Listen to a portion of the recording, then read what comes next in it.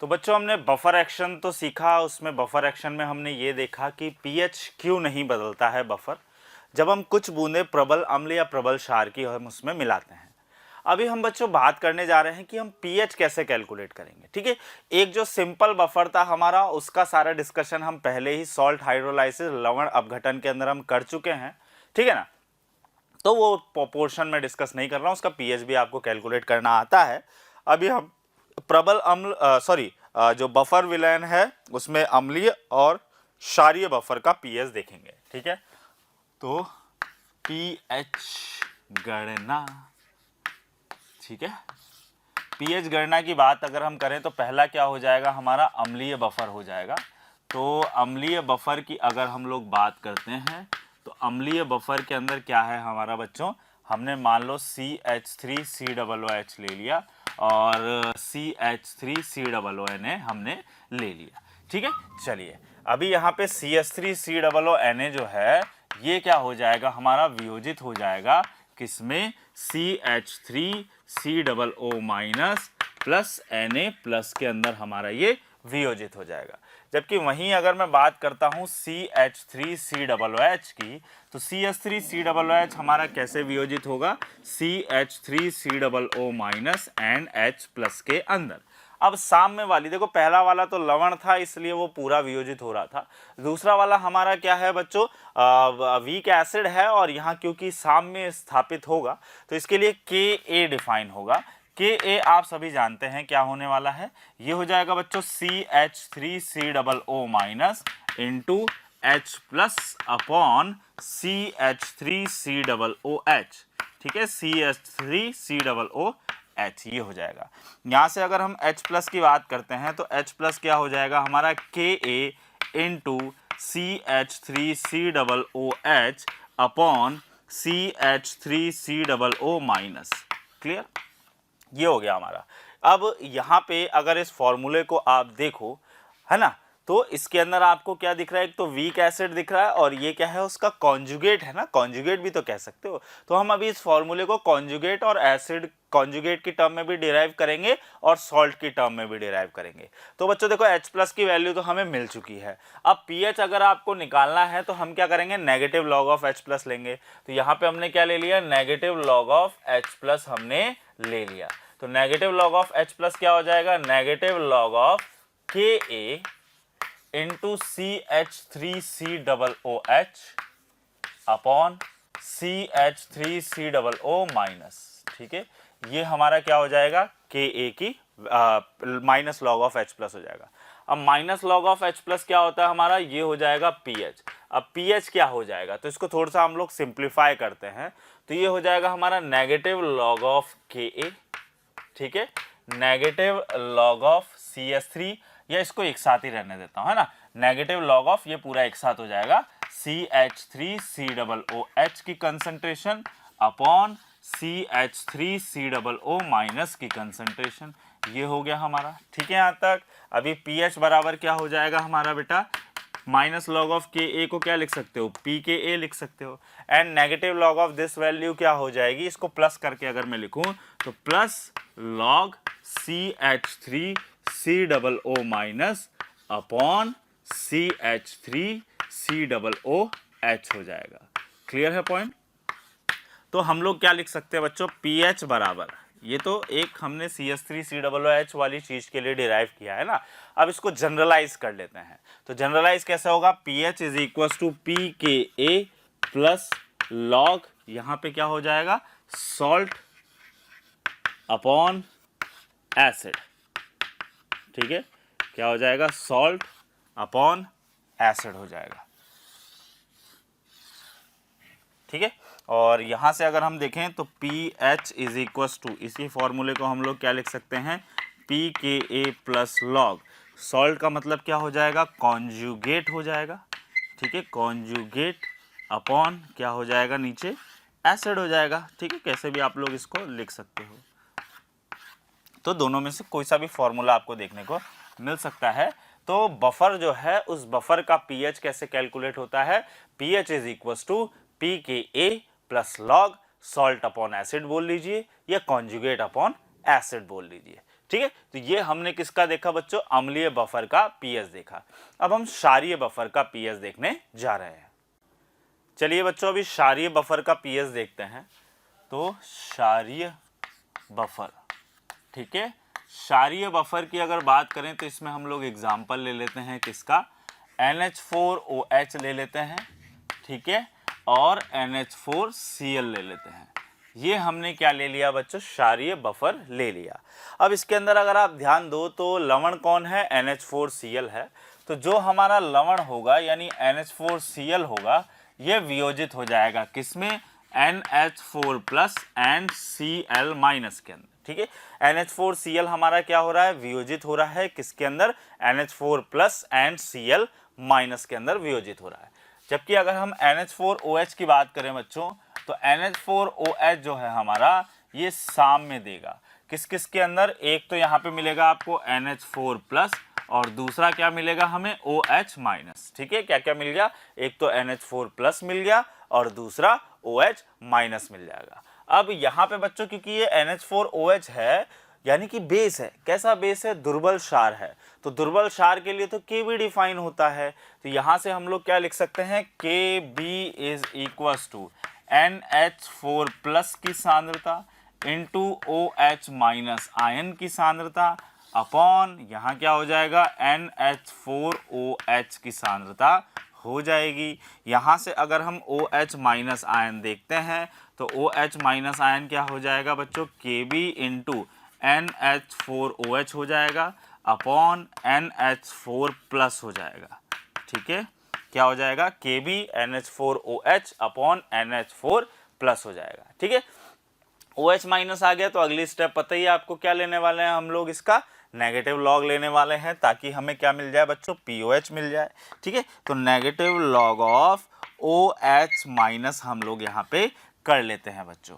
तो negative log of OH minus बराबर negative log of यहाँ क्या हो जाएगा, Kb into NH4OH upon NH4 plus हो जाएगा। ठीक है, तो ये हमारा क्या हो जाएगा बच्चों, negative log of OH minus हो जाएगा। अब negative log of OH minus क्या होता है, ये हो जाएगा हमारा POH। अब that is equals to negative log of Kb हो जाएगा। ठीक है, और बाकी क्या हो जाएगा, नेगेटिव लॉग ऑफ इधर क्या हो जाएगा, NH4OH अपॉन NH4 प्लस। बोलो ठीक कहानी। चलिए भाई अभी इसको हम थोड़ा सा और एडजस्ट कर लेते हैं। तो POH बराबर क्या हो जाएगा, PKB हो जाएगा और नेगेटिव को प्लस बनाना है तो log of NH4 plus upon NH4OH हो जाएगा। ठीक बात। और POH बराबर हम लोग क्या लिख सकते हैं प्यारे मुन्ने एंड मुन्नियों, लॉग ऑफ लवण यानी कि सॉल्ट अपॉन क्षार की सांद्रता, base upon salt upon base. ठीक है, जबकि इसी को मैं और कैसे लिख सकता हूँ, POH इज इक्वल्स टू, ठीक है, POH is equals to PKB की बात कर लेते हैं। तो PKB हमारा क्या हो जाएगा बच्चों, यहाँ पे PKB प्लस लॉग ऑफ लवण, पहले लवण था तो लवण की जगह क्या आ जाएगा हमारा, कॉन्जुगेट आ जाएगा। ठीक है, अपॉन क्या आ जाएगा यहाँ पे, बेस आ जाएगा। ठीक है, तो इस तरीके से क्या करते हैं हम लोग, डिराइव करते हैं। Clear my point. तो ये हमारा क्या हो जाएगा बच्चों, बेस का डेरिवेशन हो जाएगा। चलिए बच्चों अभी इसमें हम देखते हैं आइडियल बफर क्या होता है, यानी कि आदर्श बफर देखते हैं। ठीक है, आदर्श बफर। देखो बच्चों बहुत ही सिंपल सी परिभाषा है आदर्श बफर की। ऐसा बफर का विलयन जिसमें लवण और अम्ल अगर अम्लीय बफर है और लवण और क्षार अगर क्षारीय बफर है, इनकी सांद्रता का रेशो कितना होता है, 1 होता है। क्या बोल रहा हूं मैं, आदर्श बफर क्या होगा, अगर अम्लीय बफर है, ठीक है, कैसा बफर है बच्चों, अम्लीय बफर है। थैंक यू स्टूडेंट्स, हमें इतना प्यार देने के लिए। डेली लाखों बच्चे हमारे वीडियो लेक्चर्स से फ़ायदा उठा रहे हैं, तो मेरी आपसे एक रिक्वेस्ट है कि डिस्क्रिप्शन बॉक्स में जो लिंक दिया गया है उस लिंक पे जाके आप क्लिक करिए और अपना रजिस्ट्रेशन सुनिश्चित कर लीजिए, ठीक है। और साथ ही साथ मेरी बच्चों से ये भी रिक्वेस्ट है, जिन बच्चों को डाउट सॉल्विंग और साथ ही साथ मटेरियल चाहिए, उसके लिए भी आप नीचे दिए गए डिस्क्रिप्शन बॉक्स में लिंक पे जाके क्लिक करके वहाँ पे अपना रजिस्ट्रेशन सुनिश्चित कर सकते हैं। तो अम्लीय बफर के अंदर क्या होना चाहिए? Concentration of salt upon concentration of acid, ठीक है। यानी कि लवण और अम्ल की जो सांद्रता है, इनकी रेशो का अनुपात कितना होना चाहिए? 1 होना चाहिए। तो क्या हम ये बोल सकते हैं pH बराबर क्या होता है? pKa प्लस लॉग, यहाँ क्या होता है हमारा? सॉल्ट अपॉन एसिड होता है, ठीक है। और सॉल्ट अपॉन एसिड की कंसंट्रेशन 1 हो गई, ठीक है। तो ये पूरी टर्म कितनी हो जाएगी हमारी? 0 हो जाएगी। तो pH इज इक्वल्स टू क्या हो जाएगा हमारे पास? pKa हो जाएगा, ठीक है। pH क्या हो जाएगा हमारे पास? pKa हो जाएगा। तो हम ये बोल सकते हैं कि अगर हमारा आदर्श बफर होगा तो उसमें सॉल्ट अपॉन एसिड की कंसंट्रेशन कितनी होगी? 1 होगी। और pH हमारा किसके बराबर होगा? pKa के बराबर होगा। वहीं अगर हम बात करते हैं क्षारीय बफर की, किसकी बच्चों? क्षारीय बफर की अगर हम बात करें तो क्षारीय बफर के अंदर क्या होता है? सॉल्ट अपॉन बेस, ठीक है। क्या? सॉल्ट अपॉन बेस, इसकी वैल्यू कितनी हो जाती है हमारे पास? 1 हो जाती है। सॉल्ट अपॉन बेस की वैल्यू कितनी हो जाती है? 1 हो जाती है। तो क्या हम ये बोल सकते हैं POH बराबर किसके होना चाहिए? PKB के बराबर होना चाहिए। ये सिंपल सी परिभाषा क्या होती है बच्चों? आदर्श बफर की होती है। चलिए बच्चों, इसके बाद हम बात करते हैं बफर रेंज की, ठीक है। किसकी बात कर रहे हैं हम लोग? बफर रेंज की बात कर लेते हैं। बफर रेंज की अगर हम लोग बच्चों बात करते हैं तो बफर रेंज क्या होता है? तो बफर रेंज क्या है बच्चों? एक हमारे पास जो भी बफर का विलयन है ना, उस बफर के विलयन की पीएच रेंज क्या हो, ताकि वो जब हम कुछ बूंदें प्रबल अम्ल या प्रबल क्षार की डालें ना उसमें, तो वो उसके इफेक्ट को क्या कर सके? कैंसिल आउट कर सके। ऐसा नहीं होता कि कोई भी बफर किसी भी पीएच पे कोई भी विलयन या एक बफर आपने बनाया, जैसे CH3COOH है और CH3COON है, तो ऐसा नहीं है कि इस बफर के लिए कुछ भी आप पीएच रख दोगे, XYZ कुछ भी पीएच रख दोगे और ये इफेक्टिवली वर्क करेगा। ऐसा नहीं है बच्चों। हर बफर विलयन की क्या होती है? एक पर्टिकुलर रेंज होती है। वो बफर उसी रेंज के अंदर अच्छे से कार्य करता है। अगर वो उस रेंज के बाहर चला जाएगा तो उसकी कार्य क्षमता अच्छी नहीं रहने वाली है, ठीक है। तो बफर रेंज की अगर हम बच्चों बात करें तो इसमें जो concentration of salt upon concentration of acid, अगर अम्लीय बफर की हम बात कर रहे हैं तो ये क्या होनी चाहिए बच्चों? 10 से, ठीक है, 1/10 के बीच में होनी चाहिए। तो 1/10 से कितनी होनी चाहिए आपकी? 10 होनी चाहिए। ये इसकी क्या होती है? बफर रेंज कहलाती है, ठीक है। तो अगर हम यहां से बात करें बच्चों पीएच की, तो क्या हम ये लिख सकते हैं? देखो पीएच क्या होता है हमारा? PH is equal to pKa plus log concentration of salt upon concentration of acid हो जाएगा। यही होता है ना। देखो अब यहां से हम लोग क्या लिख सकते हैं भाई? pH इज इक्वल टू, ये हमारा 10 है, log 10 हो गया 1, तो pH क्या होना चाहिए? लेस देन pKa, और log 10 की वैल्यू क्या हो गई? 1 हो गई, तो pKa प्लस 1 होता है। जबकि वहीं अगर हम बात करें इसके दूसरे सेक्शन की, तो ये क्या हो जाएगा? pKa, ठीक है, -1। तो हम ये लिख सकते हैं pH क्या होना चाहिए? This is equal to pKa plus -1 होना चाहिए। तो ये हमारा क्या होता है बच्चों? pH की रेंज होती है। यानी जो हमारा अम्लीय बफर होता है ना, उसकी pH रेंज यानी उसकी कार्य करने की क्षमता सबसे अच्छी कब होगी? जब उसका pH किसके बराबर होगा? pKa प्लस -1 के बीच में होगा, ठीक है। जैसे सपोज करो, मेरा कहने का मतलब क्या है, सपोज करो हमारा CH3COOH एंड CH3COONA का केस है, ठीक है, सपोज करो इसका केस है। अब इसके अंदर ध्यान रखो जो CH3COOH होता है, इसके Ka की वैल्यू होती है बच्चों 1.8 इंटू 10⁻⁻5। 2 ले लेता हूं मैं फिलहाल के लिए, 2 इंटू 10⁻⁻5 होती है। तो हम सबसे पहले इसका Pka निकाल लेते हैं, ठीक है, तो Ka हो गया। अब Pka बराबर क्या हो जाएगा 5 माइनस log 2 यानी 5 माइनस 0.3 यानी 4.7 हो जाएगी इसकी Pka की वैल्यू। तो जो इसके pH रेंज होगा जिसमें ये अच्छे से कार्य करेगा ना बच्चों, वो हो जाएगा हमारा 4.7 प्लस माइनस 1, यानी pH की रेंज क्या हो जाएगी इसमें 4.7 में से 1 गया तो 3.7 से तो ज़्यादा और 5.7 से कम, और अगर ये 4.7 पे अटका तब तो ये आदर्श बफर हो जाएगा। अभी इससे पहले हमने देखा था। तो ये हमारे इस CH3COOH वाले बफर की क्या हो जाएगी बच्चों, रेंज हो जाएगी। क्लियर है पॉइंट। तो ये तो अम्लीय वाले केस के अंदर हमने बफर रेंज देखी। अब हम क्षारीय वाले केस के अंदर बफर रेंज समझते हैं। चलिए बच्चों, अम्लीय बफर का तो सेक्शन देख लिया हमने, अभी हम क्षारीय बफर का केस यहाँ पे समझते हैं। तो क्षारीय बफर के अंदर हमारी क्या रेंज आएगी, तो एग्जैक्टली वैसा ही है।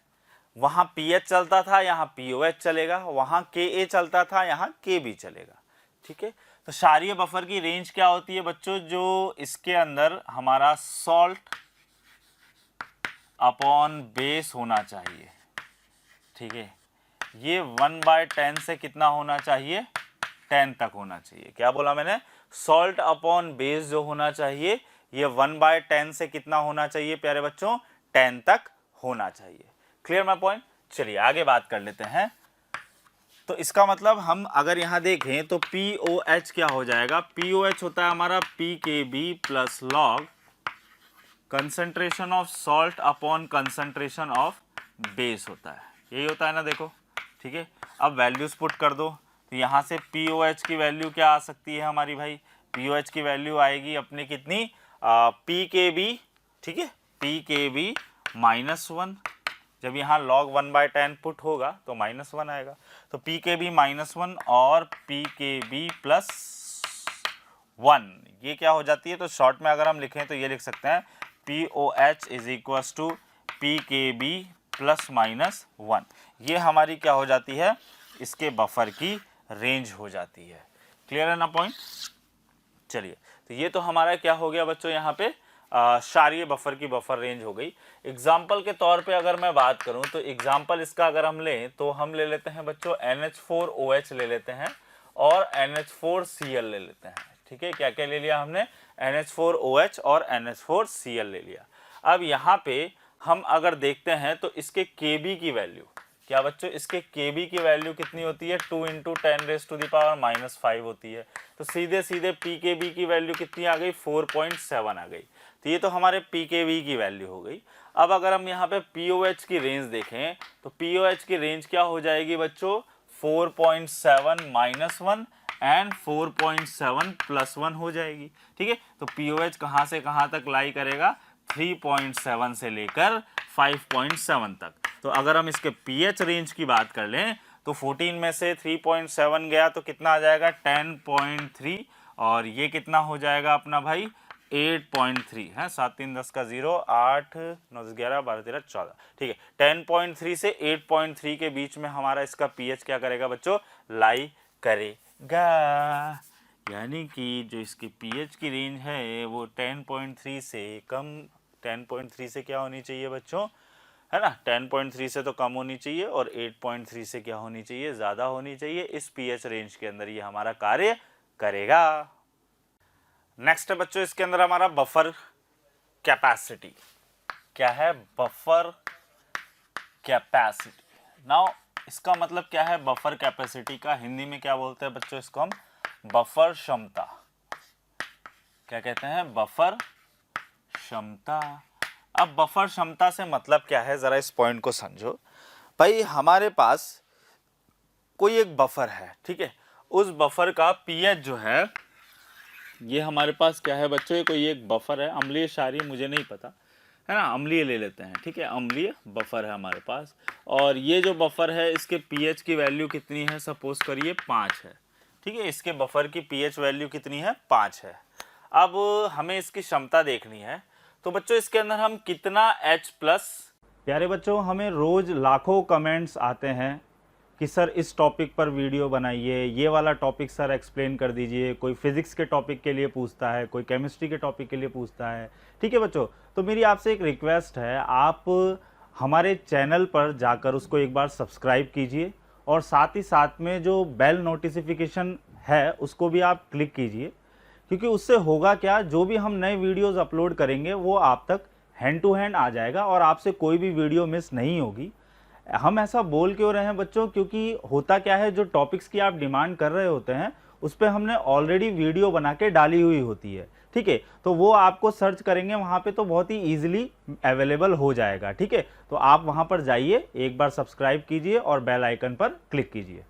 या कितना OH- आयन मिलाएं, क्या बोला मैंने, कितना H+ के कितना OH- आयन मिलाएं कि इसका pH जो है वो एक फैक्टर से चेंज हो जाए, बस वही क्या कहलाती है, इसकी बफर क्षमता कहलाती है। क्या बोला मैंने, दोबारा सुनिए। हमारे पास कोई भी एक बफर है, उस बफर के अंदर हम कितना H+ या कितना OH- आयन मिलाएं कि उसका pH एक फैक्टर से चेंज कर जाए, वो क्या कहलाती है, इसकी बफर क्षमता कहलाती है। ठीक है, तो हम लोग क्या लिख सकते हैं बच्चों, बफर क्षमता की डेफिनेशन, इसको शॉर्ट में हम लोग B.C से रिप्रेजेंट कर सकते हैं। तो हम लोग क्या लिख देते हैं, H+ अथवा OH- के या की आएगा ना, की मोल संख्या, की मोल संख्या अपॉन pH परिवर्तन, अपॉन pH परिवर्तन। ठीक है, तो बफर कैपेसिटी क्या है हमारी, buffer capacity is equal to H+ अथवा OH- आयन के मोल की संख्या अपॉन pH परिवर्तन। ये क्या होता है, हमारा बफर कैपेसिटी कहलाता है। तो ये अम्लीय बफर था, इसके pH की वैल्यू 5 थी, तो H+ मिलाएंगे तो घटेगा तो 4 हो जाए और 5 से 6 हो जाए। तो यहाँ पे हमने कितने मोल OH- के मिलाए, ठीक है, या कितने मोल हमने H+ के मिलाए जो कि इसके pH के मान को एक फैक्टर से चेंज कर रहे हैं, बस यही क्या कहलाती है, इसकी बफर क्षमता कहलाती है। क्लियर है पॉइंट। तो सिंपल सी डेफिनेशन है। एग्जाम्पल के तौर पे मान लीजिए हमारे पास क्या है, एक क्षारीय बफर है। क्या है हमारे पास, एक क्षारीय बफर है। इस क्षारीय बफर के pH का मान सपोज करिए कितना है, 8 है। अब सपोज करो मैंने इसमें 10⁻⁻2 m कोई एक प्रबल, ठीक है, क्या मिला दिया भाई, 10⁻⁻2 मोल प्रबल अम्ल मिला दिया। क्या मिला दिया, प्रबल अम्ल, जिसकी वजह से इसके pH का मान घट के कितना रह गया, सपोज करिए 6 रह गया, या 5.5 ले लेते हैं, कितना रह गया भाई, 5.5 रह गया। तो आपको इसकी बफर क्षमता ज्ञात करनी है। तो बफर क्षमता का डायरेक्ट फॉर्मूला लगाना है, ज़्यादा कुछ इसमें दिमाग हमें नहीं लगाना है। तो बफर कैपेसिटी क्या हो जाएगा बच्चों, कि भाई आपने कितने H+ अथवा OH- के मोल मिलाए, तो तुमने 10⁻⁻2 मोल प्रबल अम्ल के मिलाए। तो कुछ नहीं दिया तो हम एक H+ वाला ही अम्ल मानेंगे जो एक ही H+ दे सके। तो यहाँ पे बफर कैपेसिटी में क्या आ जाएगा, 10⁻⁻2 मोल तो आ जाएंगे H+ के, और pH में कितना परिवर्तन हुआ, पहले था 8, अभी हो गया 5.5, तो 2.5 pH का परिवर्तन हो गया। कितने pH का, 2.5 pH का। तो बफर कैपेसिटी क्या हो जाएगी, 10/25 इंटू 10⁻⁻², 5 2 जा 10, 5 5 जा 25, है ना, ये होता है ना भाई, 5 2 जा 10, तो 0.4 यानी 4 इंटू 10⁻⁻3, ये क्या हो जाएगी, इसकी बफर क्षमता आ जाती है। सिंपल सा। तो बच्चों बफर क्षमता की परिभाषा लिखिएगा जरा। H+ अथवा OH- आयन के मोलों की संख्या, H+ अथवा OH- आयन के मोलों की संख्या जो किसी बफर विलयन के pH के मान को, जो किसी बफर विलयन के pH के मान को एक फैक्टर से परिवर्तित करते हों, उसे हम बफर कैपेसिटी कहते हैं, उसे हम बफर कैपेसिटी कहते हैं। ठीक है, चलिए बच्चों क्वेश्चन देखते हैं। क्वेश्चन के अंदर क्या कह रहा है, 100 ml कितना 100 ml 0.01 N CH3COOH, तो वीक एसिड दिया है हमें 0.01 N और 100 ml उसका आयतन दिया है। ठीक है, और CH3COOH दिया है 0.02 N 100 ml और Ka की वैल्यू हमें यहाँ पे Ka की वैल्यू हमें दे रखी है 1.8 इंटू 10⁻⁻⁵। हमें pH की वैल्यू फाइंड आउट करनी है। तो देखो बच्चों यहाँ पे क्या है, ये अलग विलयन है और ये अलग विलयन है। जब आप इन दोनों को मिलाएंगे तो दोनों विलयन से आयतन टोटल कितना हो जाएगा, 200 ml हो जाएगा, यानी आयतन डबल हो जाएगा। अगर आयतन डबल हो जाएगा तो यहाँ पे सांद्रताएं क्या रह जाने वाली हैं बच्चों, आधी रह जाने वाली हैं। क्लियर पॉइंट समझना, यहाँ पे सांद्रताएं क्या रह जाएंगी, आधी रह जाएंगी। लेकिन आपको ऐसा कुछ भी यहाँ पे नहीं करना है, तुम नॉर्मली यहाँ पे लॉजिक इस्तेमाल करना।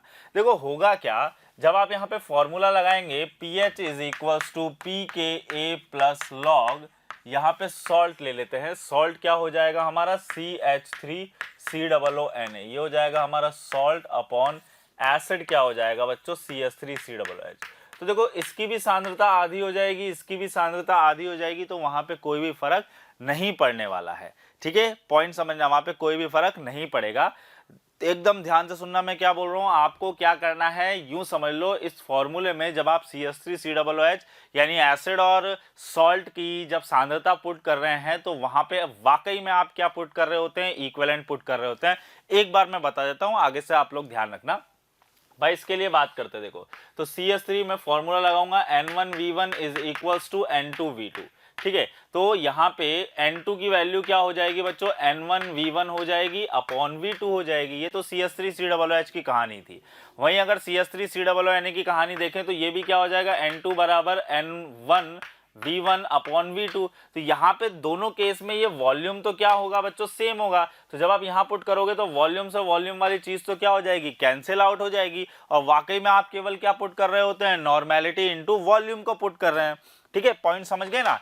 तो अब यहाँ पे हम लोग क्या करने वाले हैं, नॉर्मेलिटी इंटू वॉल्यूम पुट करेंगे। ये अच्छे से माइंड में सेट कर लीजिए।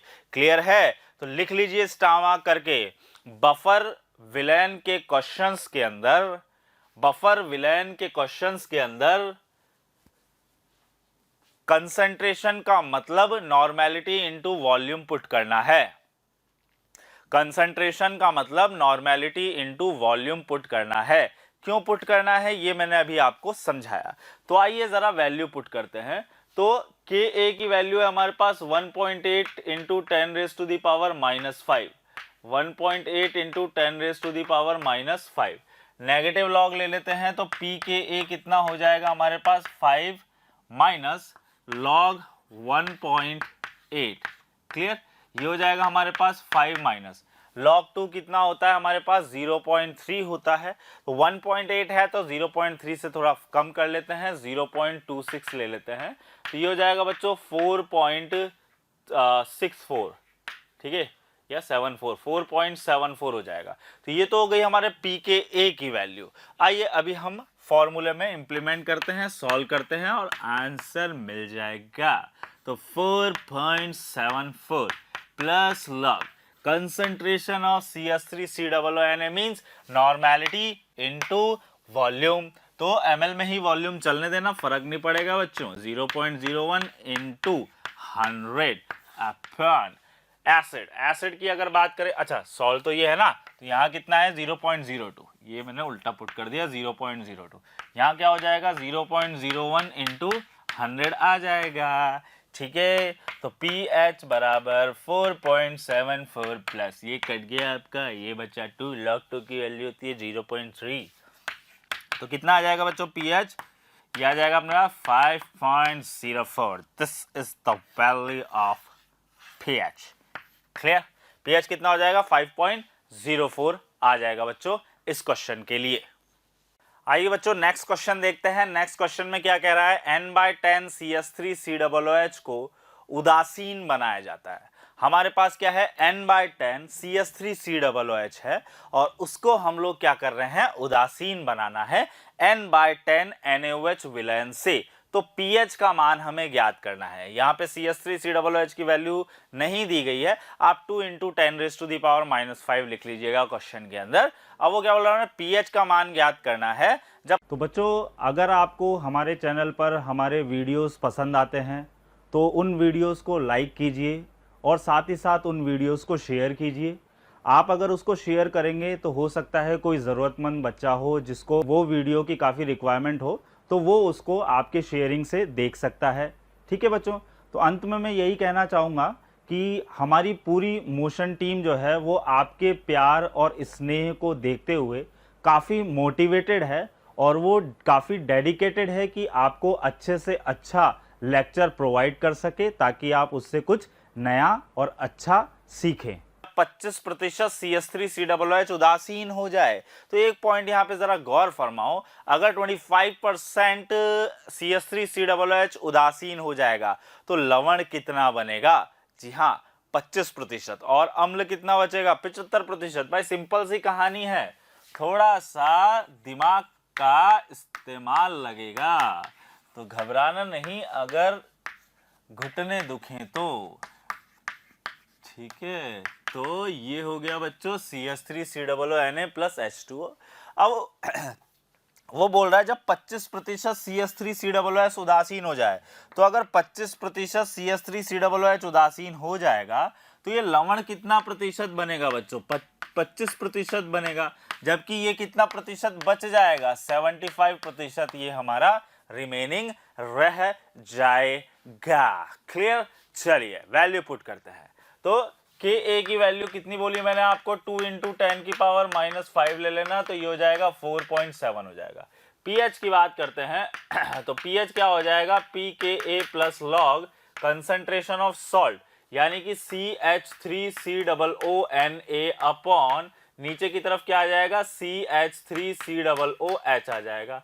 Clear my point? चलिए भाई pH बराबर लिख लेते हैं, pKa की वैल्यू कितनी है? 4.7 है प्लस लॉग CH3COONA।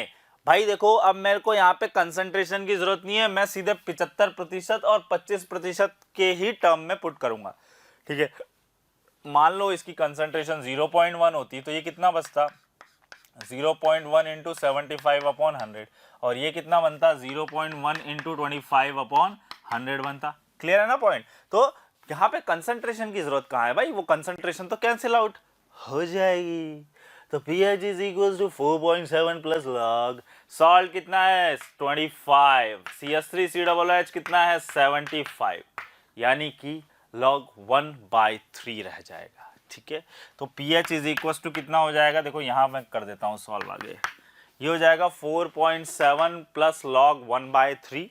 1/3 का मतलब हो गया भाई कितना? -1/3 हो जाएगा, यानी -0.log3 कितना होता है? 0.48 है, 0.48।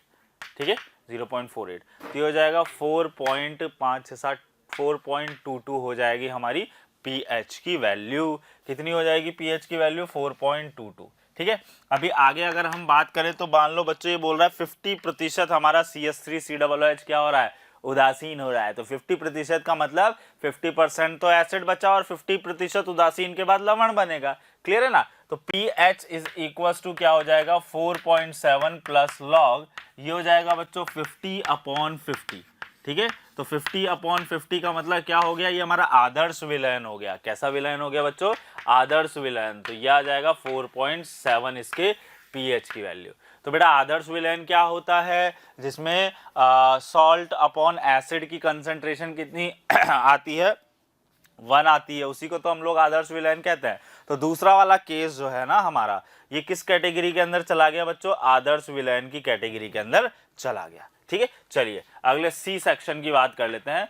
इसमें बोल रहा है 75% CH3COOH उदासीन हो जाए, तो अगर 75% CH3COOH उदासीन हो जाएगा तो सॉल्ट 75 हो जाएगा और जो हमारा अम्ल होगा वो कितना रह जाएगा? कितना रह जाएगा? 25। ठीक है, ये कितना आ जाएगा अपना? 4.7 माइनस 0 प्लस हो जाएगा, है ना, 4.7 प्लस 0.48 हो जाएगा। इसको सॉल्व कर लेते हैं। ये हो जाएगा अपना 8, 7 4 11 का 1, 4 और 1 5, 5.18 हो जाएगा। कितना हो जाएगा? 5.18 हो जाएगा। तो इस तरीके से बच्चों हम ये वाले क्वेश्चंस को सॉल्व करते हैं।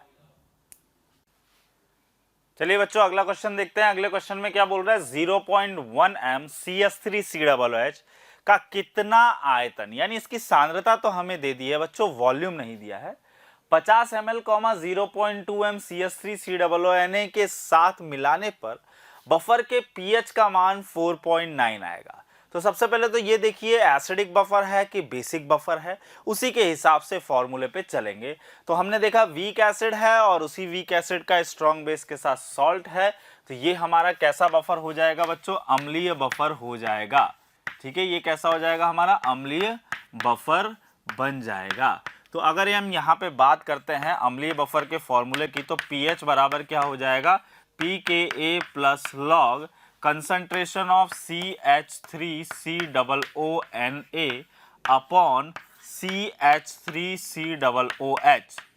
ठीक है, ये हो गया अपना। चलिए वैल्यूज पुट करनी है, सॉल्व करना, आंसर मिल जाएगा। तो पीएच की वैल्यू कितनी है हमारी यहाँ पे? पीएच की वैल्यू है भाई 4.9। ठीक है, इज इक्वल्स टू पीकेए की वैल्यू कितनी है? 4.74 प्लस लॉग सॉल्ट की कंसंट्रेशन जरा हम लोग देखते हैं। तो हमने पढ़ा हुआ है कि नॉर्मेलिटी इनटू वॉल्यूम पुट करना है। तो CH3COONA की बात करें तो 0.2 इंटू 50 ml, तो ये हो जाएगा बच्चों 0.2 इंटू 50 ml हो जाएगा, डिवाइडेड बाय नीचे एसिड है तो एसिड कितना हो जाएगा? 0.1, और इसका ही तो मुन्ने एंड मुन्नियों वॉल्यूम निकालना है भाई। तो 4.9 माइनस 4.74 को दूसरी साइड ले चलते हैं, तो 7 4 8 4, तो ये हो जाएगा 0.16 इज इक्वल्स टू, ठीक है, लॉग ये हो जाएगा 0.25, यानी कि 2 इंटू 50, डेसिमल से डेसिमल हट गया तो 2 इंटू 50 कितना हो जाएगा बच्चों? 100, और नीचे की तरफ क्या आ जाएगा हमारा? v आ जाएगा। तो 0.16 इज इक्वल्स टू लॉग 100 कितना हो गया? 2 माइनस लॉग v हो जाएगा।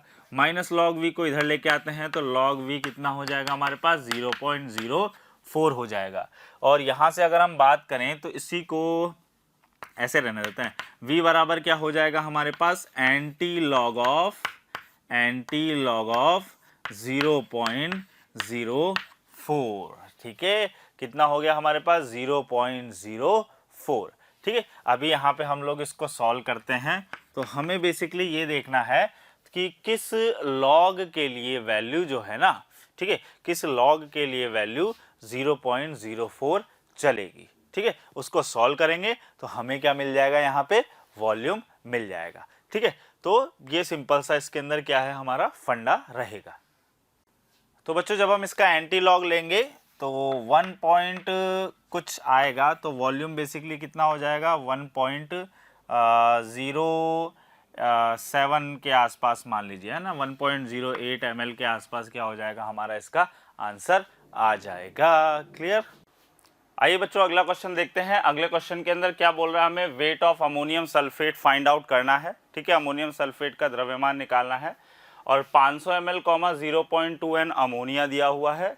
पीएच की वैल्यू 9.3 है और पीकेबी की वैल्यू कितनी है? 4.7 है। अब सबसे पहले तो आपको ये पहचानना है कि ये किस कैटेगरी का बफर होगा। तो देखिए यहाँ पे आपको अमोनिया जो है ये हमारा दुर्बल क्षार हो जाएगा, यानी वीक बेस हो जाएगा, और अमोनियम सल्फेट जो है ये हमारा वीक बेस है, और इसका स्ट्रॉन्ग एसिड के साथ में बना हुआ क्या है बच्चों? लवण है। तो ये किस कैटेगरी का हमारा बफर हो गया? फटाफट पहचानिए भाई। तो ये हमारा हो जाएगा बेसिक कैटेगरी का बफर। क्लियर? अब बेसिक कैटेगरी के बफर का फॉर्मूला याद करिए। तो इसका फॉर्मूला होता है POH is equals to PKB plus log लवण बटा क्षार। ठीक है, याद आ गया फॉर्मूला? तो ये हमारा क्या हो गया बेटा? फॉर्मूला हो गया। दोबारा याद दिला दूं, POH इज इक्वल्स टू क्या हो जाएगा? PKB plus log salt upon base. अब देखो यहाँ पे हमें pH की वैल्यू दे रखी है, हमें क्या निकालना पड़ेगा? POH की वैल्यू। तो POH की वैल्यू क्या हो जाएगी, ये हो जाएगा हमारे पास 14 माइनस पीएच हो जाएगा 9.3, ठीक है, यानी ये आ जाएगा हमारे पास 4.7। तो POH की वैल्यू हमारे पास कितनी आ चुकी है बच्चों, 4.7। चलिए भाई वैल्यूज पुट करते हैं। POH की वैल्यू हो गई 4.7। PKB की वैल्यू की बात करते हैं तो PKB की वैल्यू भी हो जाएगी 4.7 प्लस लॉग। अभी यहाँ पे लवण की बात करते हैं, तो लवण कौन है, ये है। अब भाई मुझे तो लवण पता नहीं है ये कितना है, ठीक है। इसका वॉल्यूम, अच्छा देखो जब हमने इसको डाला तो वॉल्यूम तो इसका 500 ml ही हो जाएगा, ठीक है। अब यहाँ पे हम लोग क्या फाइंड आउट करने वाले हैं भाई, इसकी नॉर्मेलिटी फाइंड आउट करने वाले हैं, ठीक है। और ये हो जाएगा हमारा नॉर्मेलिटी इनटू वॉल्यूम, ठीक है। अच्छा यहाँ पे आप क्या कर सकते हो, तुल्यांक भी फाइंड आउट कर सकते हो, ठीक है, क्योंकि जब आप नॉर्मेलिटी इनटू वॉल्यूम आप पुट कर रहे होते हो तो असल में आप तुल्यांक ही तो पुट कर रहे होते हो। तो मैं क्या लिख देता हूँ ऊपर, तुल्यांक किसका बच्चों, लवण का तुल्यांक निकाल लूंगा मैं और फिर उससे वेट पे जाऊंगा।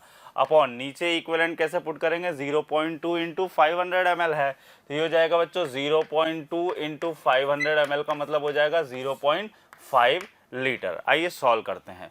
ये टर्म तो क्या हो जाएगी हमारी, 0 हो जाएगी।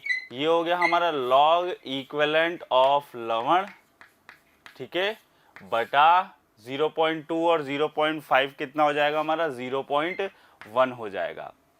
अब इक्विवेलेंट ऑफ लवण अपॉन 0.1, ठीक है। Anti log of 0, anti log of 0 किसकी वैल्यू होती है बच्चों, 1 की वैल्यू होती है। याद करो 10 की पावर 0 अगर हम लेंगे, ठीक है, 10 की पावर 0 का लॉग लोगे तो ही तो 0 आएगा, यानी क्या हो जाएगा, वो 1 हो जाएगा। चलिए भाई इक्विवेलेंट ऑफ लवण हमारा कितना आ चुका है प्यारे बच्चों, 0.1 आ चुका है। अब इक्विवेलेंट क्या होता है, मोल गुणा वैलेंसी फैक्टर, तो ये कितना आ गया, 0.1 मोल बराबर 0.1 अपॉन वैलेंसी फैक्टर। अब वैलेंसी फैक्टर अगर हम देखें तो अमोनियम सल्फेट को अगर आप तोड़ेंगे, ये हो गया NH4 whole twice SO4। Ammonium sulphate को अगर तोड़ेंगे तो ये जाएगा एक तो NH4 प्लस में और ये जाएगा SO4 माइनस 2 में। तो यहाँ से वैलेंसी फैक्टर कितना निकल के आ रहा है बच्चों, 2 निकल के आ रहा है। तो यहाँ पे डिवाइड कर देंगे हम 2 से, तो n की वैल्यू कितनी हो जाएगी, 0.05 हमारे मोल की वैल्यू आ जाएगी।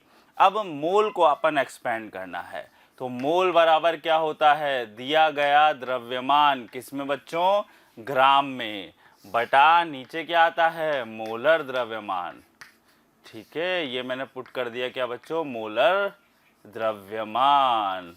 बस वैल्यू पुट करो, सॉल्व करो, आंसर मिल जाएगा। तो वेट बराबर कितना हो जाएगा हमारे पास, 0.05। मोलर द्रव्यमान देखते हैं भाई, नाइट्रोजन का हो जाएगा 14 और 4 हाइड्रोजन का हो जाएगा 18। 18 टू जा हो जाएगा हमारे पास 36, ठीक है, और सल्फर का हो जाएगा 32 और 4 ऑक्सीजन का हो जाएगा 64। 6 4 10, 2 12 का 2, 6 4 10 और 3 13, 132। ये हो गया बच्चों हमारे पास 132। तो वेट बराबर 5 to 10 का 0 बचा 1, 5 to 15 6, 5 1 5 और 1 6, ठीक है। 2 के बाद डेसिमल लगाना है, यानी 6.60 ग्राम हमें सल्फेट, अमोनियम सल्फेट के द्रव्यमान की आवश्यकता होगी, ताकि हम ऐसा बेसिक बफर बना सकें जिसका पीएच कितना आए बच्चों, 9.3 आए, ठीक है। तो बच्चों अगर आप चाहते हैं कि हम जो यहाँ पर पढ़ा रहे हैं, डिस्कस कर रहे हैं, लेक्चर्स जो भी आ रहे हैं वो आप तक पहुँच सके, आपको अवेलेबल हो सके, तो आप आज ही हमारे नंबर्स पर कॉल कर सकते हैं। हमारा जो कॉन्टैक्ट नंबर है वो है बच्चों 180021217999, ठीक है बच्चों। तो इस पे आप लोग कॉल कर सकते हैं और हमारे वीडियो लेक्चर्स आप तक पहुंच जाएंगे।